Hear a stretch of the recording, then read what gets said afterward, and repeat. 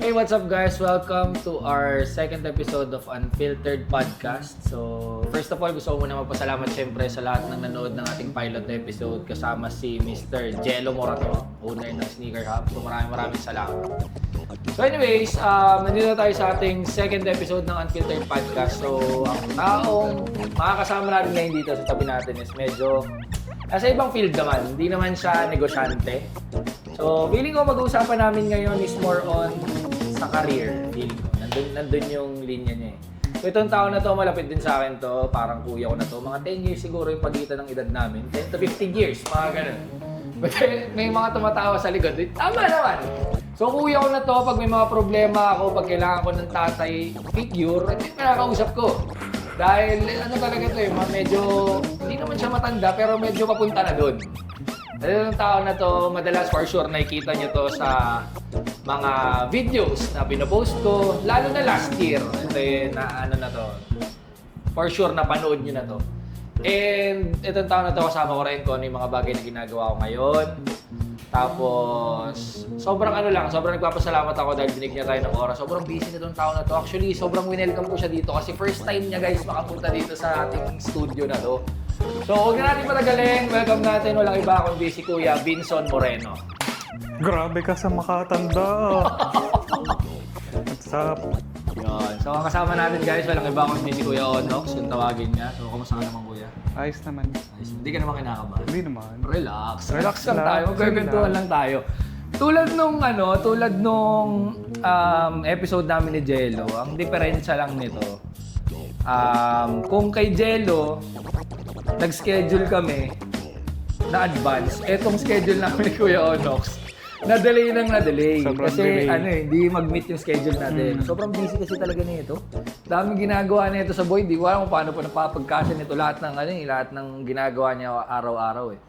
So, ang pagkakapareho, siguro itong episode na to, hindi ko rin siya ginawan ng any question. So, tinatanong ako ni Kuya kanina kung ano daw yung mga itatanong ko sa kanya. So, ito, wala rin akong ginawang guide or anything. Gusto ko maging, yung talagang kwentuhan lang kasi sabi ko nga, close din naman tayo. So, bakit ko pagagawa ng feeling ko magiging normal lang naman yung magiging flow ng usapan natin. So, madadali lang naman yung question dito. So, ang issue, sino ba talaga? Patay tayo dyan. May mga ganun ba tayong mag-uusapan? Wala naman. Wala namang laglagan. Walang laglagan. Pwedeng sumagot, wag lang magne-name drop. Wag lang magne-name. Yan. So, sino nga yun? Alin ba?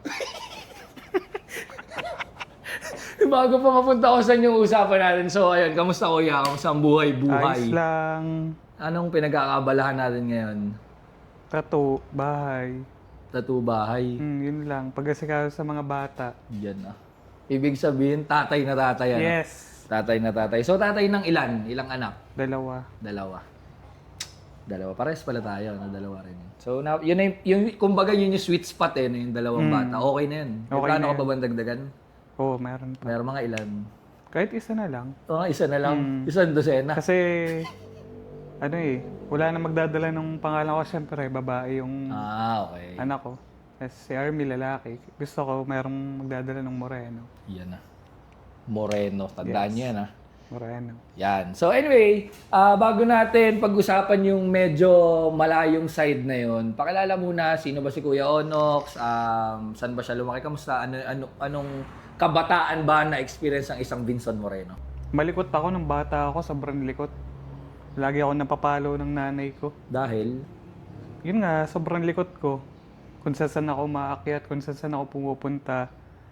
Nung bata ako kasi parang ayokong palabasin tapos nag-work yung nanay at tatay ko sa Manila nun. Nagkaroon ako ng freedom. Tapos yun, sumasama ako sa mga magbobote na bata na taga-sementeryo. Nagbobote rin ako.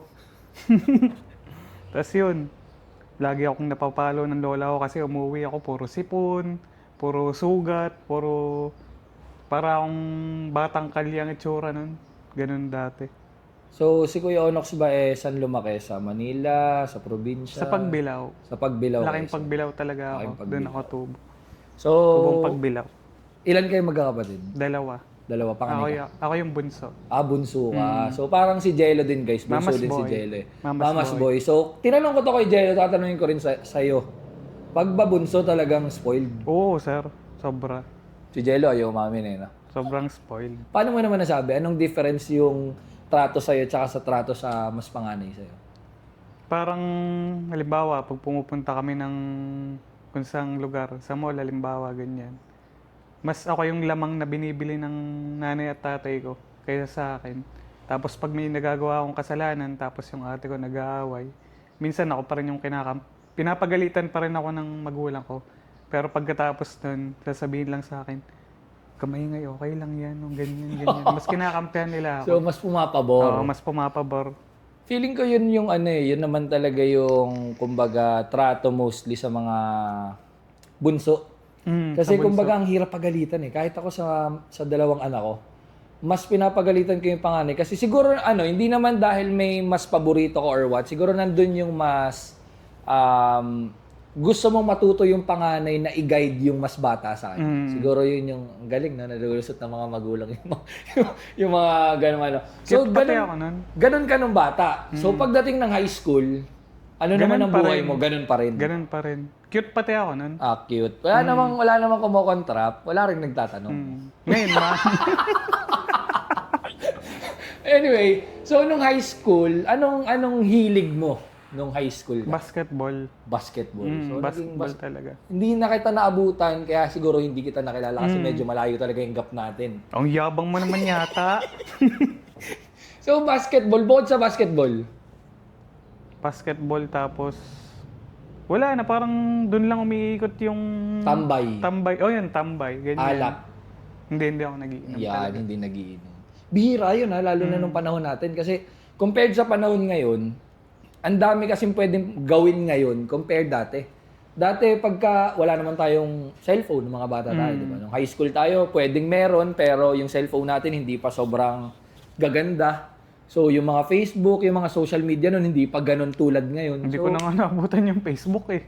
Friendster. Friendster, tsaka MySpace. Diba? MySpace. So, sayang, wala na. Mapagawa sa anong testy sa'yo. So, yung kasi, di ba, like nung panahon natin, ang pinagkakaabalan lang naman talaga natin pagka walang pasok is pumunta sa bahay ng kaibigan, tumambay sa Makikitulog. kalsada, makikitulog, uwi ng madaling araw. Pero ngayon kasi ang dami nang pwedeng gawin eh. Yung mga bata, kahit nasa bahay lang, kadalasan nga ngayon, yung mga bata, parang mas gusto nila nasa bahay, gadgets Oo, lang. Masaya na gadgets sila nun. lang. Di ba? Mas masaya yung era natin nun kasi nagagawa natin lahat. Lahat, kahit na, hindi naman sa yung parang sumusuway ka sa magulang mo, pero meron kasing may factor din yung pagsuway mo sa magulang mo. Yung natututunan mo naman sa Oo, kalsada, iba yun natututunan. na hindi natututunan sa school. So speaking of school, college, Sa Enverga, tapos nag-drop ako, tapos Saint Anne, tapos Enverga ulit, tapos Saint Anne, hanggang sa makagraduate na ako. anong course? HRM. HRM, simula, Inverga HRM na. Hindi, architectural drafting, tapos architecture. Binagsak kasi ako ng tita ko eh. Tita mo yung teacher mo. Hindi ako pinapaboran. Hindi ka pinapaboran. Well, feeling ko ganun, parang sa amin, alam naman ng marami dyan na yung may school kami, di ba? So, doon din kasi kami nag-high school. So, akala nila may special treatment. Di nila alam, mas mahirap. Mas mahirap. Kasi mas, kumbaga, kung paano nila itrato yung normal students, kung mahigpit na, doblado sa atin.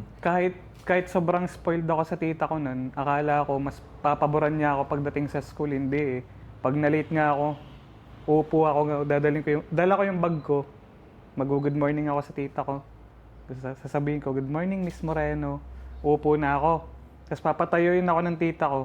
Sabi, oh, good morning. Pwede ka nang umuwi. Ganun ang Ganun tita katoy sa na akin, to. no? Pero for sure, meron siya kasing gustong matutunan mo. Para sa akin din naman yan. Oo, Naiisip tama. ko ngayon. So, napag-usapan natin yung from nag-architecture ka. Tama ba? Tapos nag-HRM. So, ibig sabihin, kung nag-architecture ka, hilig mo talaga mag-drawing. Oo, hilig ko talaga mag-drawing. Simula bata. Simula bata. Parang sa akin napasa ng tatay ko yung hilig sa pagdodrawing. So yun din talaga yung passion ng daddy mo. Yun Mag-drawing talaga. Oo, mag-drawing. Okay. So, from architecture, bigla kang nag-HRM, medyo hindi siya connected. Bakit? Yun namang sa HRM, parang napasa din ng lola ko sa akin yung hilig sa pagkain, sa pagluluto. Tapos, pagka-graduate ko nun, Parang hindi ko natanda kung kailan ako graduate. Ganun na katagal? Matagal na. Hindi, ganun na nga siya katagal kaya di ko maalala. Ganun na siya katagal. Oo. Tapos pagka-graduate ko ng St. Anne, nag-culinary ako kay Sylvia Reynoso Okay. sa Gala Stars. Yun. Nakatapos din naman. Tuwan-tuwa yung nanay ko. Nagpanda siya ng Engrande kasi yung pasaway niyang anak. Natapos? Natapos naman. Oo. Nagseryoso din naman. Usually naman yung mga, ako naniniwala ako karamihan, based din sa experience ko, karamihan ng mga naging kaklase ko noon or schoolmates ko noon na medyo pasaway, iba ngayon. May mga degree, yung iba doktor, yung iba pulis, kumbaga iba rin kasi yung, hindi naman porket pasaway ka, wala nang mangyari sa buhay mo. Actually, yun pa nga yung mas may natututunan kasi mas laman ng kalsada. Mas nagiging street smart ka. Yun. Pag street smart ka, mas para bang may... Lamang ka. Mas lamang ka. Compared dun sa mga taong bahay lang. No? Pero hindi naman namin inaano. Hindi naman namin inaano yung mga hindi na-experience yung kalsada. Pero iba lang din kasi talaga. Yun yung mga bagay na hindi tinuturo sa school na na-experience natin. So pagka-graduate mo ng culinary, anong naging buhay mo after college? After college, parang tumambay muna ako nun. Nawala ako sa pag-basketball, nawala yung hilig ko. Bumalik na, doon naman dumating yung pag sa skateboard. Okay. Tsaka banda, yan, nawala. Kasi Pero high school nagbabanda ka na rin? Oo, nagbabanda na ako. Okay. Tapos doon na ba nawawala yung ano ko sa basketball. Pero napapagsabay ko pa rin naman dati. Pero mas lumamang na yung pag-skate. Tsaka pagbabanda nun. Tapos after nun, nag-work ka na? Nagkaanak ako. Nagkaanak ka muna? Nagkaanak Okay. muna ako. Tapos, nung nagkaanak ka, doon ako nagsimulang magseryoso. Nag-ibang bansa na agad ako. saang bansa tayo pumunta? Ang una kong pinuntahan na bansa is sa Middle East, sa Jeddah. Tapos naging Dubai. Sa kusina naman ako na nagtatrabaho. Kusina, for gaano katagal ka Matagal. parang OFW? Parang 7 to 8 years. Grabe. Pabalik-balik ako nun. Ano yun, parang may kontrata, pagkatapos babalik ka, tapos naghihintay ka lang ulit ng renewal. Tapos pag mayroong ibang offer na mas malaki, doon ako lilipat. Pero lahat ng trinabaho mo sa ibang bansa is sa kusina?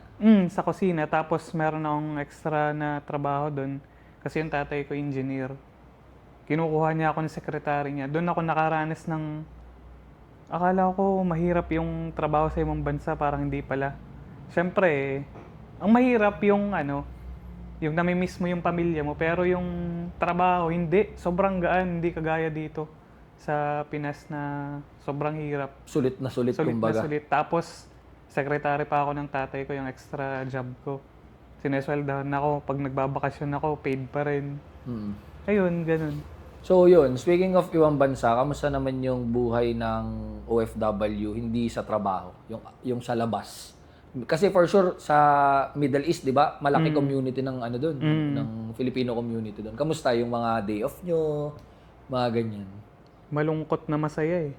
Pero pag nakakilala ka na ng mga tropa, ayun, nagiging mas magaan yung pakiramdam. Tapos pag uwi mo sa inyo, maisip mo na naman yung pamilya mo. Kasi syempre, 'di ba? Parang gusto mo nang umuwi. Meron kang times na umiiyak ka palagi. Kasi hindi mo, lalo na pag merong nagkasakit, 'yun ang pinakang mahirap doon. Ang gusto kong malaman is yung sa tingin mo yung mga yung mga bagay na hindi naiintindihan ng mga nasa Pilipinas mong pamilya sa side ng isang OFW? Kasi for sure, may mga bagay kayo na napapagtalunan o ine-explain ka, pero di nila magets yung, kunyari, yung hirap ng buhay, yung mga ganong klaseng bagay. Yung lungkot talaga. Yun talaga yung pumapatay. Oo, yun talaga yung pumapatay. Tsaka yung namimiss mo talaga sila lahat, yun lang. Yun talagang kalaban mo dun. Kailangan matibay kapag nandun ka eh. Pagdating sa sahod, Okay naman. Okay naman talaga. Okay naman. Literal na, kumbaga, sulit yung pagkalayo mo sa pamilya mo. Tsaka mura yung bilihin. Talaga? Oo, mas mura yung bilihin kaysa... Compare dito? Compare dito sa atin. Tas madaling makahanap ng trabaho doon kaysa dito sa atin. Pero mahirap pumunta doon. Mahirap pumunta doon pero once na nakapunta ka na, okay na yan. Dire-diretso na. So yun yung ano, no? Kasi ang daming kwentong OFW talaga na ang pinaka-bottom line naman talaga is ang parang killer nga ng isang OFW is yung ano yung lungkot. Yung Yung lungkot. pagka-sepangs ba? Oo. Nalalayo ka sa pamilya mo, lalo na kung may anak ka na. Lalo na yun. 'Di ba? Yun yung di naman sa sinasabi mong di mo nami-miss yung asawa mo. Pero kasi 'di ba, mostly naman pag may anak ka na, mapananay o tatay, mas affected kapag nalalayo ka sa anak mo. Mas affected. 'Di ba? Kasi iba yung ano iba naman ang pagmamahal sa asawa at pagmamahal sa ano sa anak. Sa Magkaibang magkaiba yan. So, ayun, after 7 years, what made you decide na bumalik ng Pilipinas at tumigil magtrabaho sa ibang bansa? Actually, hindi talaga ako dapat titigil noon. Nakaisip na ako magbarko noon, nag-training na ako kasi may posisyon na din naman ako noon. Parang 2017 umuwi ako noon, tapos nagtrabaho muna ako dito sa Manila, kusinero din. Tapos nag-apply na ako sa barko, nag-training na ako. Na parang mag-2020 na yun Nagka-pandemic. Okay. Yung mga dapat kasama ko nun sa barko, parang 5 na lang kaming Pilipinong natira kasi namatay silang lahat. Dahil sa COVID? Parang pasasalamat ko rin Grabe, ano? dahil hindi ako natuloy umalis. Tapos nagkasakit din yung tatay ko nun. Yun, kaya pasalamat ko din. Kumbaga, swerteng malas. Swerteng malas. Parang ganun, di ba? Kasi parang syempre, kung nag-apply ka tapos di ka natanggap, isa yun sa pinakamasakit din. Oo. Kasi yung pag-aasikaso pa lang, like tayo, nasa probinsya tayo, nasa Lucena, Pagbilao tayo. Yung pag-aasikaso pa lang ng papeles, kailangan mo lumuwas. Hindi lang naman siya isang beses. Di ba? Yung pagod pa lang ng proseso ng pag-a-apply mo, nakakapagod na. Tapos biglang darating sa yung balita, lahat ng pinaghirapan mo, wala. Oo. Tsaka yung pag nagkakasakit pala, mahirap din talaga. Halimbawa ako, nagkasakit ako sa ibang bansa. Ang namimiss mo doon talaga yung alaga ng nanay mo.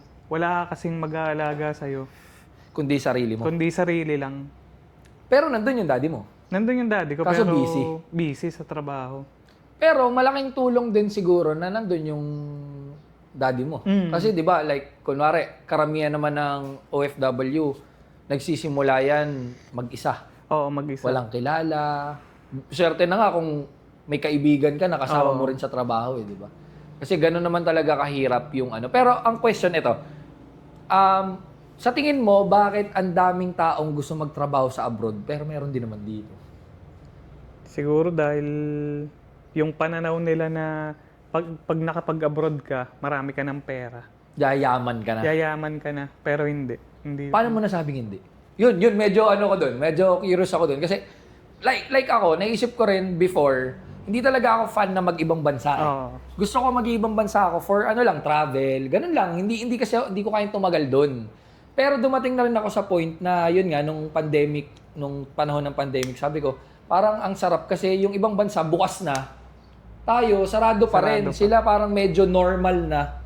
So parang sabi ko, what if mag-try ako mag-ibang bansa? Para at least gumanda rin yung income ko. Though maganda naman yung income dito, pero mas iba kasi doon. So ikaw, paano mo naman nasabi na hindi porket mag-ibang bansa ka, yayaman ka na? Unang-una sa lahat, yung pinag-aralan Okay. Halimbawa, parang hindi ka nakatapos dito. Kawawa kapag nasa ibang bansa ka.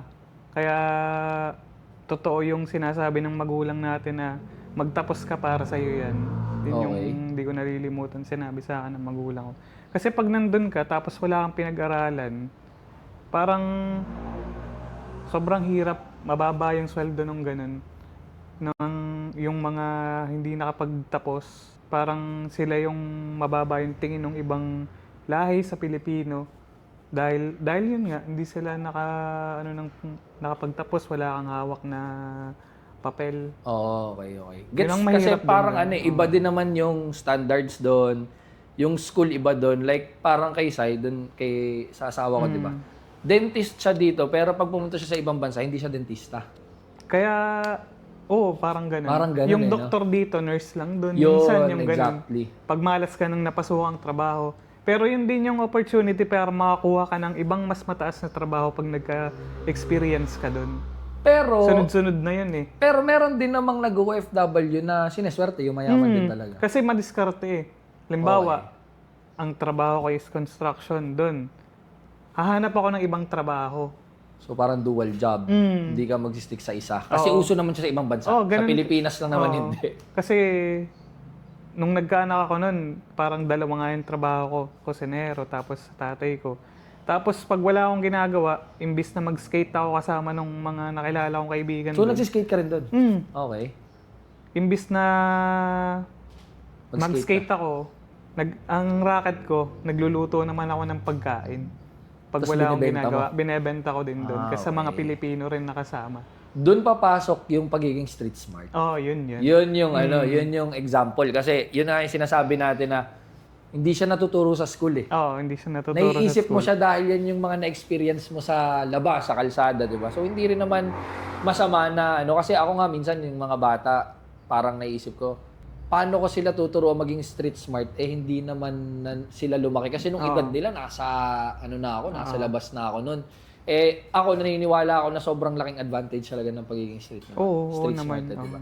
So ayun, so pagbalik mo ng Pilipinas, sabi mo nga marami kang nakasabay na nagkasakit, namatay.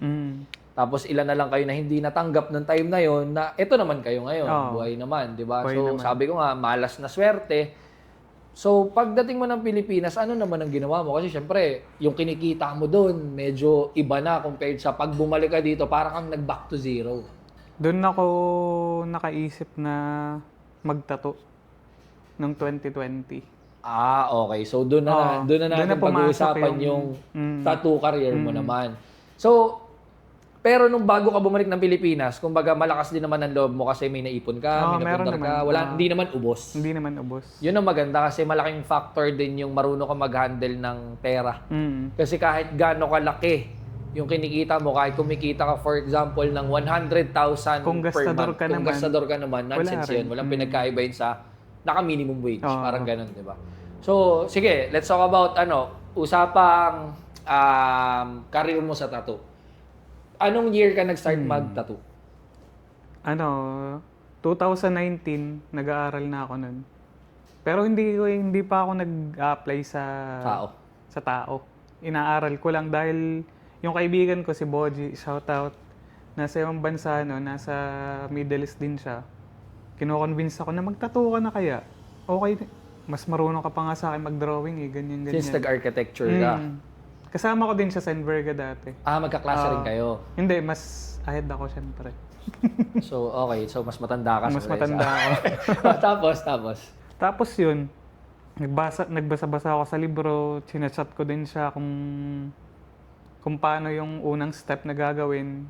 At malaki yung pasasalamat ko kasi nung inaaral ko yun, maraming tropa na nagbigay sa akin ng machine, isa na siya dun sa nagbigay sa akin ng machine para makapagtato. So, ibig sabihin, yung circle mo talaga karamihan tattoo artist? Artist. Okay. So, gaano ka katagal nag-research, nag-training, at paano mo tinanggap sa sarili mo na parang, ito na yung gusto kong i-pursue na career pagbalik ko ng Pilipinas? Parang maabot pa ng 2 taon yun bago ako magtato. Sa tao? Sa tao. So, ano yung puro fake skin? Yung sarili ko.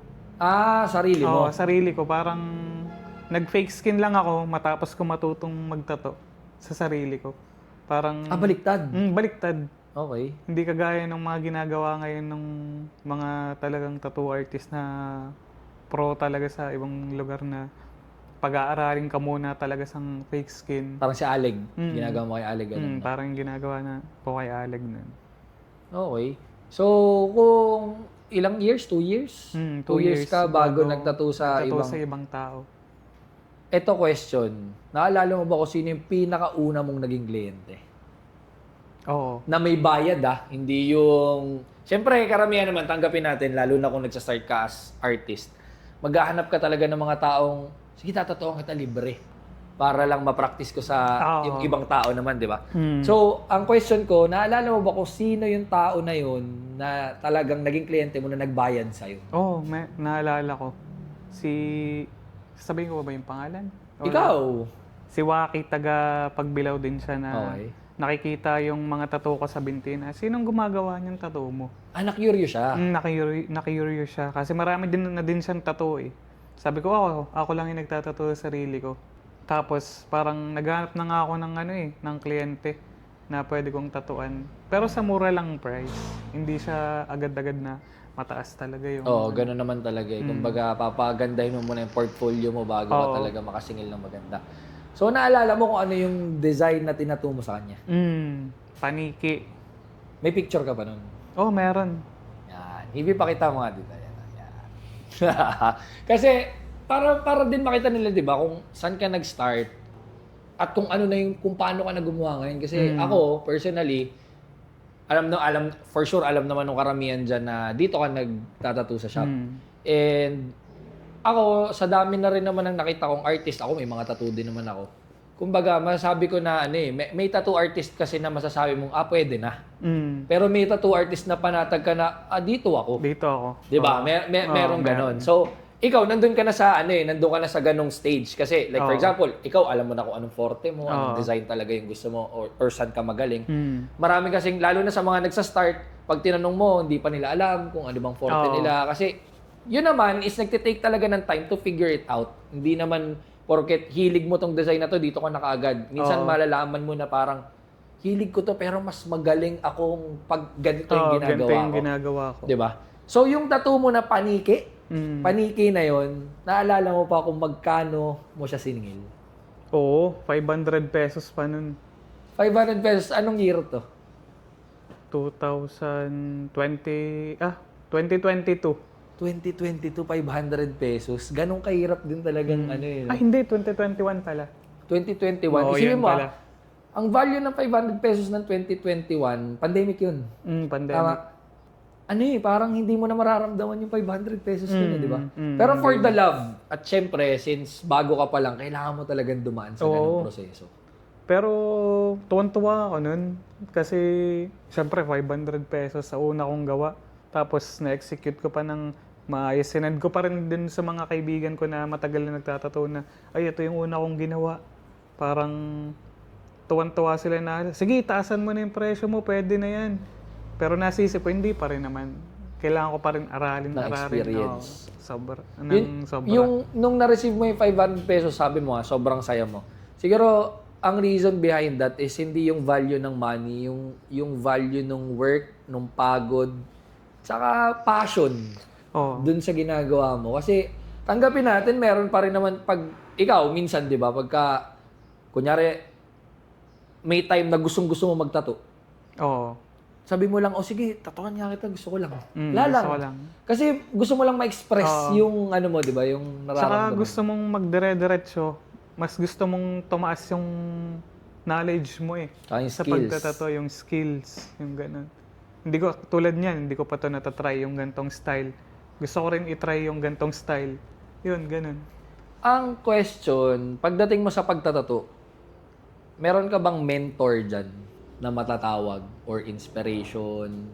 Mentor, siguro Yung nag-guide sa'yo. yung nag-guide talaga sa akin, si Boji, si Harold. Kasi nagtatato si Harold nun, yung kabanda ko. Tapos si Muling Tapang, si Michael, yung taga Batangas. Sila yung nagpa-lawak talaga ng isip ko sa pagtatato. Yung mga mentor mo na yon, same ba ng concept na forte mo ngayon o iba-iba sila? Iba-iba. Iba-iba. So, yun din yung kagandahan kasi syempre, iba-ibang techniques, iba-ibang designs, kung ano mang tawag doon. Yung mentor mo, sobrang dami mong natutunan for sure doon sa iba-ibang tao na yun. Nagtanong nga din ako kay RC nun dahil si RC, kaibigan ko sa Enverga nun. Shoutout RC. Shoutout Nagtattoo RC, niya. idol. Yan. Tsaka dito sa kabila, si RC yan. Nagtanong ako kay RC nun na paano yung gantong style ng tattoo. Pero sabi ni RC, tulad nga yun sa forte. Sabi ni RC, humanap ka ng mas may knowledge sa porting yan kaysa sa akin kasi portrait nga si RC. Pero doon natuto rin naman ako. Basta clean daw yung lines, mga ganyan maraming ina-advise na din si medyo RC. technical na. Oo. Okay, so napag-usapan natin first tattoo mo, magkano yung naging value, anong naging next journey mo pagdating sa pagtatato? Like, nagtayo ka ba ng shop, pumasok ka ba sa mga shop, paano yung naging naging diskarte mo? Nagtattoo muna ako naggawa muna ako ng sarili kong shop. Hanggang nagpo-post lang ako ng post. Minsan kahit libre na yung kasunod na tattoo ko sa tropa. Kahit libre na yung tattoo ko sa tropa, may mai-post lang ako na tattoo ko. Kahit, bayaran mo na lang yung gamit ko. Okay. Para balik lang. Para meron akong kasunod na matatatuan. So, nagtayo ka ng sarili mong shop, saan to? Sa Pagbilao din. Sa Pagbilao din. So, tattoo shop to? Tattoo shop. Tattoo shop. Home studio pala. Home studio. Sa bahay. Sa bahay. Pero maganda naman yung ginawa ni Arn. Usually naman, ganun eh. Oo. Magsa-start ka talaga sa sa bahay. Parang itong shop. Hindi naman siya tattoo shop before. Pero ito naman talaga, alam nyo naman yun, sneaker shop na may mga damit, apparels, ganyan. Nag-start lang din naman to kung nasan yung stock room natin ngayon na napakaliit, di ba? So lahat naman ganun. Kasi syempre, trial and error. Kailangan mo rin aralin kahit anong feasibility study and kung ano man yung ginagawa mong pag-aaral sa negosyong papasukin mo. Iba pa rin yung may experience mo pag nakatayo na siya. Diba? So at least ma-adjust mo agad kaysa mag-open ka. So after home studio, nagtrabaho ka ba sa ibang shop? Manila? Nag-Manila. Tapos, hindi rin ako tumagal dun eh. Parang ilang beses lang ako nagtattoo dun. Tapos nag-settle na kami. Dahil nalalayuan ka? Nalalayuan ako tapos nag-settle na rin. Nakilala ko kasi Army nun eh. Okay. So sa Manila kayo nagkakilala ni Army? Pag-uusapan pa ba natin kung paano kayo nagkakilala? Sa Manila kayo nagkakilala. Pwede mo ba sabihin yung shop? Alam mo ba? Saan shop ka nag-work? Sa Good Hand. Good Hand? Oo. Hindi ko familiar. Tapos, yun, nag-decide na rin kami ni Army na umuwi ng Quezon nun. Tapos, naggawa uli ako ng studio sa bahay. So, balik ka sa basic? Oo. Swerte rin ako kasi magaling mag-ayos ng kung ano-anong bagay si Army. Oo. Kumbaga maganda yung teamwork niya. Maganda yung teamwork namin. Weakness mo, strength niya. Strength niya, weakness mo. Parang ganun. Okay. Pero tama... Siya palagi? Pag tama ko, tama siya. Mas tama siya. Mas tama siya. Yun naman. Hindi na ako kontra dun. Anyways, after home studio, bumalik ka. Pagbilaw ulit to? Oo, Pagbilaw ulit. Pagbilaw ulit. Okay. So, after nun, hindi ka na nag-decide to work sa iba? Or Hindi kahit partnership? Nagkaroon ako ng yung sa shop namin, sa Pagbilaw. Yung kaibigan ko si JC. Si JC ng Memento Tattoo Studio, shoutouts. Tapos, yun, parang inaya niya ako na nagtatayo na kasi yung Memento nun. Okay. Tapos, kailangan niya ng artist na ganito yung style. Okay. Ganito yung forte. Then, pumayag ako nun na siyempre exposure din yun eh. Wala pa kasing masyadong shop na ganun kalaki din. Ganun ka sa Lucena nun. Tsaka ang ganda din talaga ng shop nila. Maganda diba? naman. Yung space, yung spacious, ang ganda-ganda rin nung design ng shop nila. Tapos yun, pumasok na ako sa Memento nun. For ilang years? 2 to 3 years ata.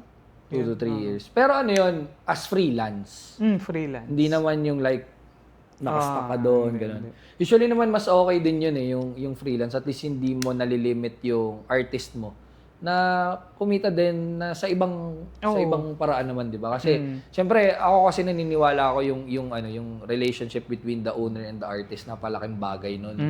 Dahil syempre ako, kilala nyo naman ako talaga mas gusto ko mas nag-grow tayo together. Hindi tayo yung parang nililimit natin yung capabilities and yung opportunities ng isa't isa. Alam nyo naman yun. Di naman yun yung itatouch natin na topic. So, after nun, may mga naririnig ako sa'yo, may mga may mga parang gine-guest artist ka rin sa iba't ibang studios like sa Batangas. Sa Batangas, Paano mo naman na-connect yung mga yun? Parang, ayun, sa Instagram din, nagpo-post lang din ako na nagpo-post ng mga gawa ko. Tapos, nakita nila ako na siguro okay din naman yung mga gawa ko eh. Mm. Kaya nakilala nila ako. Baka tinanong nila ako na, baka gusto mo mag-guest artist dito. Ganyan. Tapos yun, nag-guest artist na ako sa kanila nun. Tapos, by appointment lang, yung mga gusto magpatato sa akin na taga Manila na hindi nila afford na Lumuwas pa. yung time nila na pumunta rito. Doon na lang ako ng schedules schedule. nila. Which is parang ganun din yung ginagawa natin ngayon eh, di ba? Tayo Saka- naman, dumadayo tayo ng Manila. Saka masaya kasi marami kang nakikilala talagang artist. Totoo. Tapos, kumbaga, bumalik ka sa home studio, tapos Oo. nagtatattoo ka sa ibang artist hanggang sa napunta ka dito sa shop. Oo. Kamusta ka naman dito? Abo, masaya, syempre. Plastic. Hindi plastic yun. Dahil kamusta ka naman dito? Anong namang experience mo dito sa shop natin? Masaya kasi parang pamilya yung turingan ng lahat dito. Okay. Hindi siya stressful environment. Okay. Dumarating kasi yung point na mababurnout ka eh. Meron talaga mga times na ganun. Meron times na ganun. Though hindi tayo perfect. Meron tayo, ako aminado din naman ako sa tao dito kasi sa shop. Ilan ba tayo dito? 2, 4, tapos 6. 6 tayo, di ba? So 6 kami dito, 7. Hindi, 7. Si Kuya Uni pa. Si Kuya Un. So meron kaming 2 tattoo artist, 3 na. Tama ba? Si Aleg, 3. Si Aleg. Tapos si Soon to Army be sa artist. piercing, tapos si Hibi sa SocMed, tapos si Jao dito sa shop. So, syempre kumbaga hindi ko masasabing malaki pero kahit pa paano medyo malaki na tayo. Oo. 'Di ba? May volume na tayo. Meron talaga mga araw na na hindi perfect day for you. Yung mga Oo, bad meron. days, 'di ba? Ang importante naman kasi doon, lagi ko sinasabi sa kanila is yung communication between sa atin. Kasi syempre, napakalaking bagay nun dahil doon mo malalaman kung paano mo i-handle yung araw nung katrabaho mo na hindi Oo. siya okay. Oo. 'Di ba? Totoo Yun naman, totoo yun yung maganda dito. Though syempre wala namang perfect, meron pa rin tayong mga nagiging problema internal. Ang difference lang siguro na handle natin siya ng tama kasi nga hindi natin siya pinapersonal. Ang trabaho ay trabaho, pero paglabas Sa ng labas. pinto, talagang yung closeness ng buong team is iba rin talaga. Mm. Kasi nawiwirdohan nga kami. 7 lang po kami dito pero nagsa-sports fest kami. Yes. Yun talaga ang Ganon namin, kami sports kalala. fest. Gano'n kami kalala. Nagsa-sports Nagyayabangan fest kami. Yabangan nights kami. Gano'n kami kalala dito. So, yun. Wag na natin pag-usapan tong shop kasi, kumbaga, may mga contents naman tayo na pasok dito sa shop. Ang gusto kong i-touch, syempre, bukod sa pagiging artist, nagbabanda ka rin. Oo, nagbabanda ako. Ano ba Hanggang ng banda ngayon. mo? Bended Nails. Bended Nails. Yan. Yan. Ako, napanood ko na rin yan. Sobrang solid. Ako man sabi ko, kuya, pag nakahawa ka ng mic, at pag nakahawa ka ng tattoo machine, sobrang magkaiba yung personality. Oo, magkaiba. Yun yung nakikita ko every time na nakikita kitang nagtatato at nakikita kita on stage. Sobrang iba. Parang yung nakikita ko sa stage, parang hindi ikaw. Kung Kasi parang kami sapi. sinasabi nga ng iba, tahimik yan, pero bully yan. Yun Kala nga mo eh, ganyan. tahimik. Kumbaga ikaw yung tipo ng taong tahimik. Sa amin maingay ka kasi close tayo. Unlike sa pag sinama ka sa iba na hindi mo masyadong close, tahimik ka lang talaga. Kumbaga pagka panatag ka na sa tao, yun nalalabas yung Ay. kulit mo. Hindi yung bully na bad way ha. Ay, hindi. No to bullying. Yung bully in a sense of yung kulitan namin dito sa yung shop. kulitan namin. Kumbaga, may mga ganun kasi kaming times, kaya parang ang gaan lang lagi namin pag nagkukulitan kami. So, may kumbaga yung personality mo pag hawak mo ng mic, parang kang halimaw. Promise, Anong no klaseng joke. halimaw yan? Yung halimaw na yung halimaw na yung parang nangangain ng stage. Tumatawa si Hibi. Parang, rar. Parang ganun. Pero yung malambing, yung rar na ganun lang. Rar na ganun lang. Minsan nga nakakatanggap ka ng compliments na, uy, papanoodin kita. Panoodin mo yan si kuya, ganyan. Pag tumugtog na yan, iba na yan. Iba. Which is totoo. Kasi naalala ko, napanood naman kita isang beses pa lang. Which is dun sa event sa Boss Daddy. Oo, Ano sa ba? Boss Daddy. Yun yung unang beses sa tuloy kitang beses na panood. Kasi parang after naman nun, sa either malayo or meron man may lakad naman ako so hindi kami nakakapunta ni Sai. Nahihiya pa nga ako mag-invite sa inyo nun kasi baka maano kayo, Culture shock. culture shock kayo dun sa eksena nung Yung banda, ganun. hindi Ay, yun. ako naman, in-explain ko naman sa inyo dati, yan naman na talaga yung eksena ko. Kasi nagbanda din naman ako, nag-drums ako before, bumuo kami ng banda. So, nasa ganyan ako dati.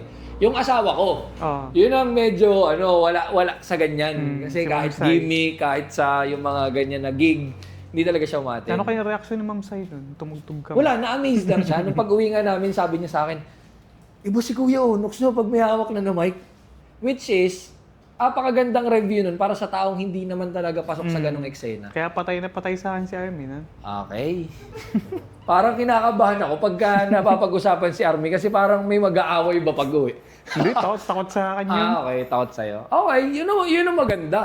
Ako lagi ko rin sinasabi, takot sa akin sa'yo. Pero pag uwi sa bahay, takot na ako sa kanya. Medyo lang. Medyo. So, ayun, sa pagbabanda, ilang taon? Ilang taon ka na nagbabanda? Tagal na since. Yung banda nyo, ilang taon na? Yung banda namin bago lang eh. Parang umaabot ng 3 years siguro, 4 years, ganyan. Pero may before, may banda na ako nun na... Pero vocalista ka talaga? Bassist ako tapos vocalist. Nun. In one? In one. Tapos, Okay. hindi ko So, na... magaling kang... Yeah, magaling akong Di ba ganun? Tama ba, Ibi? Di ba ganun ang mga bassist? Di magaling ka rin?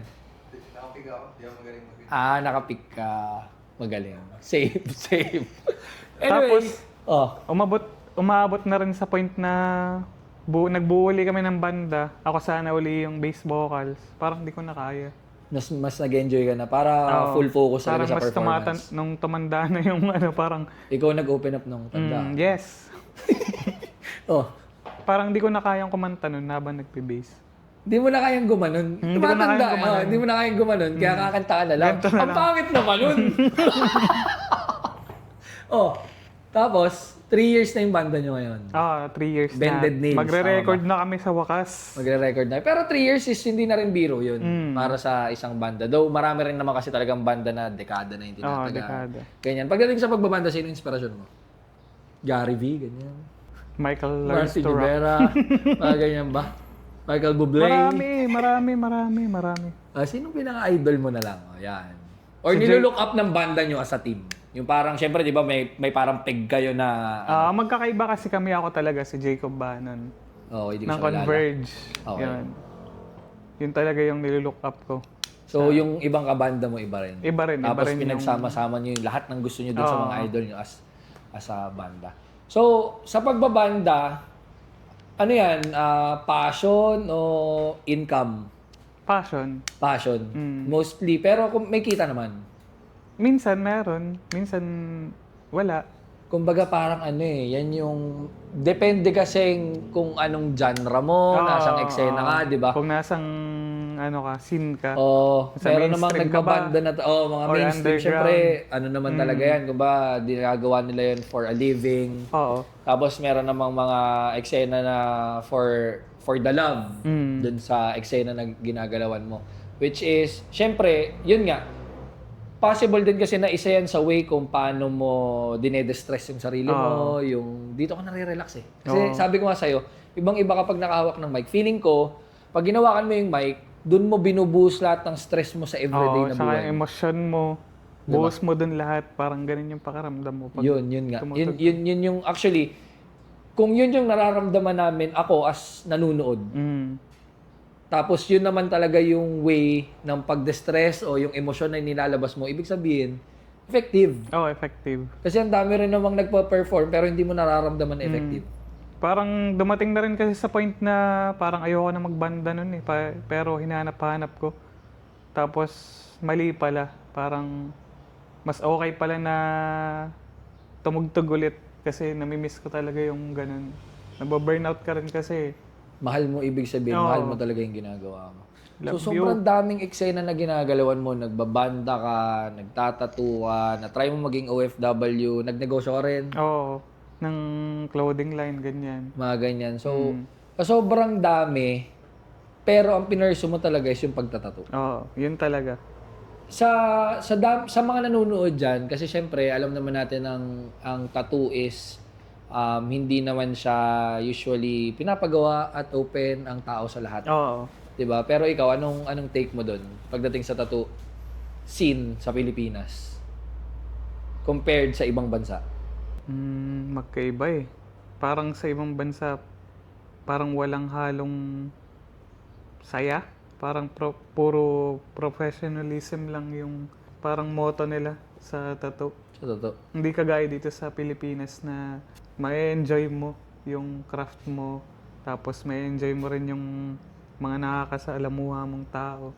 Hindi ba kagaya ng client ka lang. Mm. Nakakabuo ka rin ng friendship minsan eh. Actually, ganun yung nangyari sa atin dito, yung mga kliyente natin na mga walk-ins, mga nag-inquire sa page, nagiging tropa na rin Oo. no? As in, Nagiging barubal ka na rin dun sa client. Kumbaga, nagiging panatag sila in a good way. Oo. 'Di ba? Hindi naman nawawala yung pagiging professional natin as an artist, as a shop, 'di ba? 'Yun naman yung Ibig sabihin, effective kang tao dun sa ibang tao. Yes, pero hindi lahat ng tao mapiplease mo. Oo, hindi Diba? lahat. So sa pagtatato, ano yung pinaka hindi mo makakalimutan na bagay na tinatu mo or design na tinatu mo? Pwedeng nakakatawa, pwedeng Ano ba? sobrang ganda naman sa pananaw mo. Experience ba na Na tinatu mo, tinato ko? na hindi mo makakalimutan. Madami. Pero merong isa eh. Or ginawa mong pangarap na piece. Alam mo yun? Oo, pangarap na piece na lang siguro. Yung back piece, na makatapos ako ng isang back piece. Kasi nakailang back piece na ako, hindi pa ba siya natatapos. Kasi parang, siguro yung client ko, yung oras din nila. Pero Tsaka hindi biro ang presyo ng back piece. Tsaka, Diba? tsaka yung yung dito ko ginawa yun eh, makikita nyo yun. Yung back piece na yun. Nino? Ni Francis, yun yung di ko makakalimutan kasi Ah, na-achieve yung ko may yung ink back stories? piece. Si Francis. Kasi parang hindi pa ako nakakagawa ng tapos na back piece nun. Tapos, ang masaya nun, ako pa yung magde-decide ng design na Oo babagay. nga. Ganun si Francis eh, diba? Ganun si Bahala Francis ka. eh. Parang nakakatawa kasi yung tiwala niya, binigay niya sa akin. Tapos, unang design pa lang, unang drawing pa lang, go na siya. Kasi yun yung pinakamasayang moment ko dahil sa pagtatato. When it comes to income from tattoo artist sa ibang bansa at sa Pilipinas, Oh, malaki yung difference. Medyo mataas sa ibang bansa kaysa dito eh. pero hindi mo naisip na mag-tattoo sa ibang bansa. Naisip din kasi Siyempre, di ba, aminin na natin, may pamilya tayo, mas kailangan natin kung tutusin, kung may opportunity naman na mas kumita ka ng malaki, oh, why not, di ba? Na-try mo na rin maging OFW, so Oo. alam mo na, hindi ka na sobrang mahirapan sa pag-adjust. Kaso this time, passion mo na yung gagawin. nakaisip naman ako nun pero may nag-aalok din dalawa. Saan bansa to? Yung isa Australia, yung isa Dubai. Okay. Pero parang natatakot na akong umalis ngayon eh. Parang mas komportable na ako dito sa Pinas. Minsan naman, may mga tao rin naman na ano eh, no?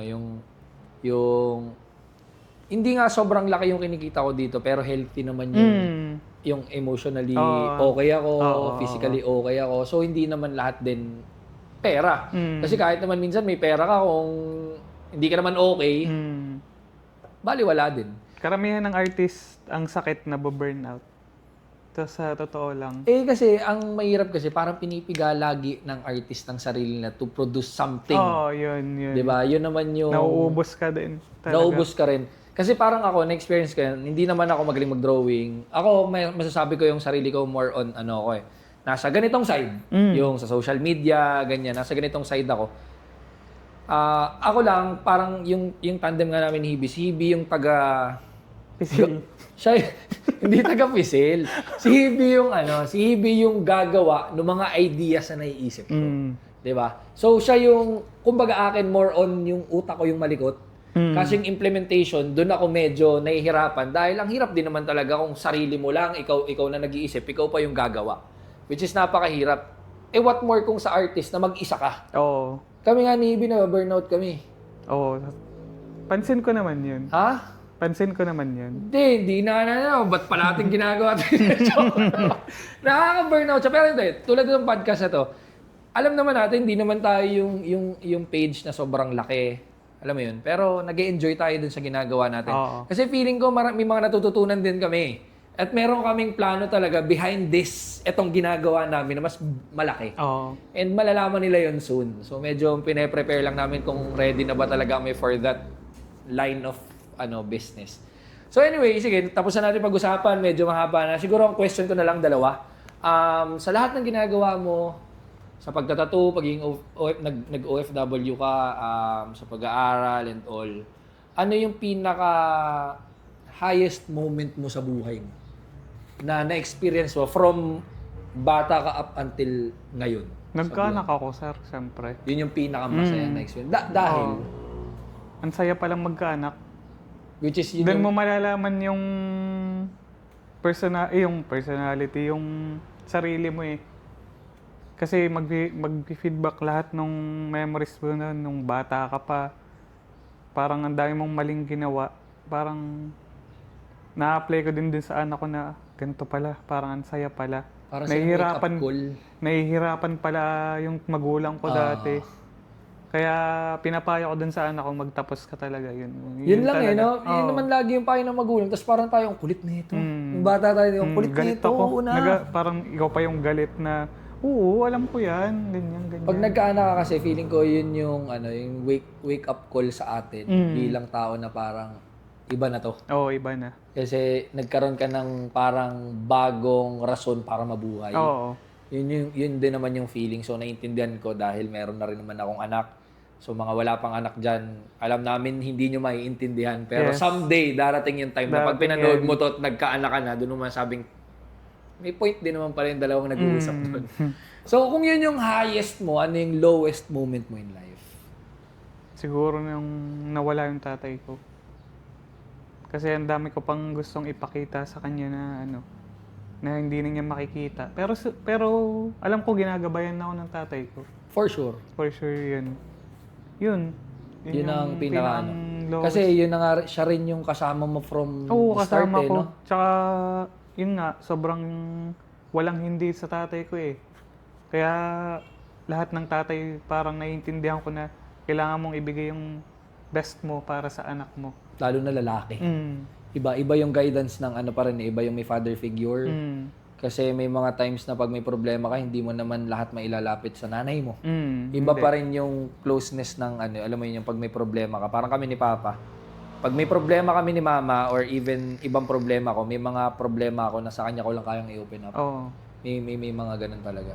So, last question sa mga gustong, sa mga taong nanonood sa atin na nag-iisip ng mga gagawin sa buhay, na clueless. May mga tao kasi na na parang feeling nila nandun sila sa time na wala silang mapuntahan. Oo. Walang direksyon, parang walang progress. Tsaka yung parang masaya ka lang, sige, tambay ka lang, masaya ka lang sa ganyan. Maiisip mo rin yan pag hindi mo sinunod yung payo ng magulang mo. Anong success para sa'yo? Success in life? Hindi ko alam eh. Parang, siguro naisip ko success na ako dahil masaya na ako. Parang ganyan. Happiness. Kasi hindi na, tama. Happiness naman talaga is, actually, yun yung, sabi nga nila, di ba, money can't buy us happiness. Pero nakakabay din ng happiness. Oo, totoo naman. Pero, kumbaga, iba-iba kasing perception ng tao. Pero, Oo. at the end of the day, kung masaya ka, yun yung isa sa mga rason kung bakit ka rin naman gumagrind, kung bakit ka nagtatrabaho sa buhay. Any advice na gusto mo ibigay sa mga nanonood sa atin? Life advice. Life advice. Mahalin mo yung taong nakapaligid sa'yo. Mahalin mo yung magulang mo, kaibigan mo. Mahalin mo yung sarili mo din para mas mahalin mo pa yung ibang tao Tama. sa paligid mo. Yun lang. Yun lang. So, ayun, maraming salamat Kuya Onok sa time. Baka may mga gusto kang i-promote, invite sa mga nanonood sa atin dyan. Ini-invite ko kayo nga pala sa sa Love the South kung gusto niyo magpatato, magpa-piercing. Yan. Nyo lang yung sa IG namin, pwede kayo mag-message. Tapos, sa Banded Nails nga naman, abangan niyo yung record namin nilalabas. Finally. Yan. Yun. Congratulations sa magiging album Yeah. ng Bended Nail. So, ayun, maraming salamat din sa lahat ng nanood ng video. And again, maraming salamat sa Soul of the South sa pagbigay sa amin ng pwestong ito. And para sa mga updates na mga videos namin, like and follow nyo lang and subscribe yung mga social media accounts namin sa YouTube, sa TikTok, sa Facebook. Ano pa ba? Wala na, no? Yun lang. So yung tatlo na yun, i-follow, like, subscribe kung nasa social media account man kayo namin. So maraming salamat lagi sa pagsuporta sa amin and kita-kits tayo ulit sa susunod na video. I'll see you in the next one. Peace out. Ciao.